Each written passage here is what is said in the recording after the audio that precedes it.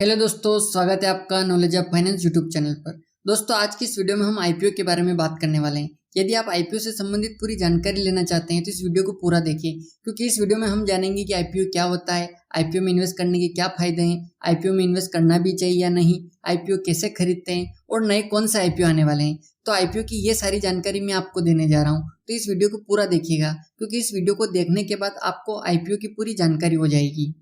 Video में आगे बढ़ने से पहले मैं आपको बताना चाहता हूं कि यदि अभी तक आपने शेयर मार्केट में अपना डीमैट अकाउंट ओपन नहीं किया है और आप डीमैट अकाउंट ओपन करना चाहते हैं तो इसके लिए मैंने अलग से वीडियो बना रखी है, जिसका लिंक आपको वीडियो के डिस्क्रिप्शन में मिल जाएगा, जिसको देखकर आप अपना डीमैट अकाउंट फ्री में ओपन कर सकते हैं। डीमैट अकाउंट ओपन करने की लिंक आपको डिस्क्रिप्शन में मिल जाएगी। चलिए अब वीडियो शुरू करते हैं। सबसे पहले बेसिक जानते हैं कि आईपीओ क्या होता है। तो आईपीओ की फुल फॉर्म होती है इनिशियल पब्लिक ऑफरिंग। आईपीओ का मतलब होता है कि जब एक प्राइवेट कंपनी पहली बार शेयर मार्केट में लिस्ट होती है और अपने शेयर पहली बार बेचने जाती हैं, तो यह होता है आईपीओ। आईपीओ रिलीज करने के बाद प्राइवेट कंपनी प्राइवेट नहीं रहती बल्कि पब्लिक बन जाती है, क्योंकि इसमें पब्लिक का भी पैसा लग जाता है। अब कंपनी आईपीओ क्यों निकालती है और अपने शेयर क्यों बेचती है, यह जानने के लिए मैं आपको एक उदाहरण देता हूँ। मान लीजिए मेरी एक कंपनी है 100 करोड़ की, यानी कि उसकी टोटल वैल्यूएशन है 100 करोड़ रुपए। अब क्या करना चाहता हूँ मैं, अब इस कंपनी को इंटरनेशनल करना चाहता हूँ, जिसके लिए मुझे 25 करोड़ रुपए की जरूरत पड़ेगी। अब 25 करोड़ रुपए के लिए या तो मैं बैंक से लोन लूँ, अगर लोन लूंगा तो इंटरेस्ट भी देना पड़ेगा, पैसा भी देना पड़ेगा, तो इसमें तो मेरा सारा पैसा या मेरी जमा पूंजी चली जाएगी।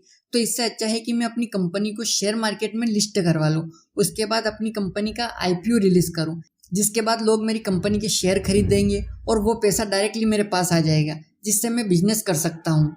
लेकिन इसमें तो मेरी कंपनी का फायदा है, क्योंकि आप लोग पैसे देंगे डायरेक्टली मेरे पास आ जाएंगे। लेकिन आप लोगों का क्या फायदा है अगर आप आईपीओ के शेयर खरीदते हैं तो। चलिए अब बात करते हैं आईपीओ के फायदे के बारे में। तो सबसे पहला फायदा होता है कि जब भी कोई कंपनी शेयर मार्केट में आती है, यानी कि अपना आईपीओ रिलीज करती हैं, तो जनरली सबसे कम प्राइस में आपको उसी वक्त शेयर मिलता है और कुछ टाइम बाद ही वो प्राइस 2 से 3 गुना तक बढ़ जाता है। आपको कुछ एग्जांपल देता हूं मैं। अभी 21 सितंबर 2020 को रूट मोबाइल लिमिटेड का आईपीओ रिलीज हुआ था। तब उसकी इशू प्राइस 350 रुपए थी और उसके 7 दिन बाद यानी कि 28 सितंबर 2020 को उसकी प्राइस 938 रुपए हो गई। यानी कि सिर्फ 7 दिन में आपका पैसा 1 लाख रुपए से 3 लाख रुपए बन गया होता। ऐसे ही 17 सितंबर 2020 को हैप्पीएस्ट माइंड टेक्नोलॉजी का आईपीओ रिलीज हुआ था। तब उसकी इशू प्राइस थी 166 रुपए और उसके 10 दिन बाद यानी कि 28 सितंबर 2020 को उसकी प्राइस दुगुने से भी ज्यादा 363 रुपए के पास पहुंच गई थी। तो आईपीओ में निवेश करने का सबसे पहला फायदा यह है कि हमारा पैसा बहुत कम समय में बहुत ज्यादा बढ़ जाता है। अब दूसरा फायदा होता है प्राइस ट्रांसपेरेंसी होती है, यानी कि उस शेयर की जो प्राइस होगी वो उसके ऑर्डर डॉक्यूमेंट में लिखी होगी। जो छोटे इन्वेस्टर है और जो बड़े इन्वेस्टर है, दोनों के पास एक जैसी सेम इंफॉर्मेशन अवेलेबल होगी उस शेयर से रिलेटेड। तीसरा फायदा होता है कि जब कंपनी आईपीओ रिलीज करती है, तब या तो कंपनी खुद को एक्सपेंड करने की सोच रही होती है या फिर अपना लोन पे करने की सोच रही होती है। तो एक तरीके से कंपनी आगे बढ़ने जा रही होती है, तो उसके प्राइस बढ़ने के और उस कंपनी के ग्रो होने के बहुत ज़्यादा चांसेस होते हैं। तो इन शॉर्ट टर्म में रिस्क बहुत कम होता है कि आपका पैसा डूबेगा और बहुत चांसेस होते हैं कि आपका पैसा बहुत ज़्यादा बढ़ जाएगा। तो आईपीओ खरीदने के ये फायदे हैं। लेकिन मैं आपको एक बात क्लियर कर देता हूँ कि भाई मैंने बहुत तारीफ कर दी कि आपका पैसा 2 गुना हो जाएगा, 3 गुना हो जाएगा, लेकिन आंख बंद करके किसी भी कंपनी का आईपीओ मत खरीद लेना। अपनी खुद भी रिसर्च करना जरूरी है, क्योंकि कई बार बाद में भी प्राइस घट जाती है। तो मैं आप लोगों को सिर्फ सच्चाई बताने का काम करता हूँ, डिसीजन आपको खुद लेना चाहिए।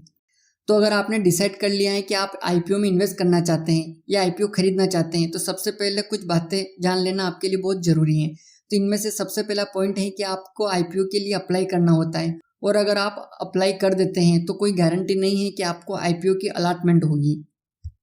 एग्जाम्पल के लिए अगर किसी कंपनी के 1 करोड़ शेयर अवेलेबल हैं और 2 करोड़ शेयर की एप्लीकेशन आ जाए तो सभी को तो नहीं मिलेगा ना। तो अप्लाई करने के बाद भी कोई गारंटी नहीं है कि आपको मिलेगा या नहीं मिलेगा।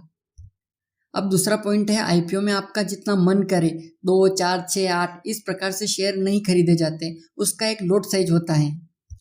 जैसे कि एलआईसी का आईपीओ अभी रिलीज हुआ है और इसका लोट साइज है 15, यानी कि अगर आप उसके शेयर खरीदना चाहते हैं तो आपको कम से कम 15 शेयर खरीदने होंगे, और अगर आप उससे ज़्यादा खरीदना चाहते हैं तो आपको 15 के मल्टीपल्स में खरीदने होंगे, यानी कि 15 से ज़्यादा खरीदने हैं तो फिर आपको 30 शेयर खरीदने पड़ेंगे। अब तीसरा पॉइंट है इसमें कि हम मैक्सिमम कितने शेयर खरीद सकते हैं, तो उसकी भी एक लिमिट होती है। आप चाहे भी तो उससे ज़्यादा नहीं खरीद सकते हैं। इसमें ज़रूरी नहीं है कि जितने शेयर के लिए अप्लाई किया है आपको उतने ही शेयर मिल जाएंगे। ये शेयर की अवेलेबिलिटी और कितनी एप्लीकेशन आई है उसके ऊपर भी डिपेंड करता है। चलिए बात करते हैं कि आईपीओ लाने के पीछे कंपनियों की क्या वजह हो सकती हैं। तो इसमें सबसे पहला कारण है कि नई कंपनियां अपने विकास के लिए पूंजी जुटाने के लिए सार्वजनिक बन सकती है। दूसरा कारण हो सकता है कि स्थापित कंपनियां अपने कारोबार को बढ़ाने के लिए आईपीओ जारी कर सकती हैं।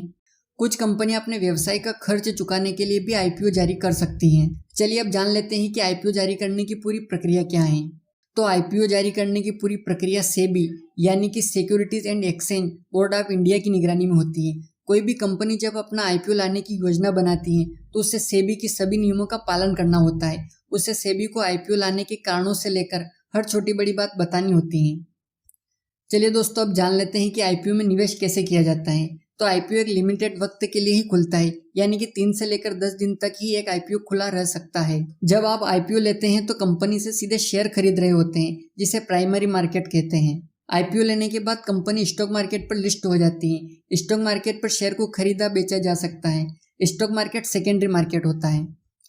आप तय दिनों के अंदर किसी भी रजिस्टर्ड ब्रोकर जैसे अपस्टॉक्स, जेरोदा आदि के जरिए आईपीओ में निवेश कर सकते हैं। चलिए अब आखिरी पॉइंट की तरफ चलते हैं कि आईपीओ का फिर क्या करते हैं।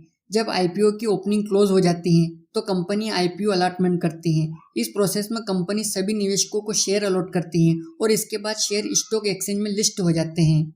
स्टॉक मार्केट में लिस्ट होने के बाद शेयर खरीदे और बेचे जाते हैं। जब तक शेयर स्टॉक मार्केट में लिस्ट नहीं होते हैं आप उन्हें नहीं बेच सकते हैं। एक बार शेयर जब स्टॉक मार्केट में लिस्ट हो जाते हैं तो पैसा और शेयर ये दोनों निवेशकों के बीच एक्सचेंज होते रहते हैं।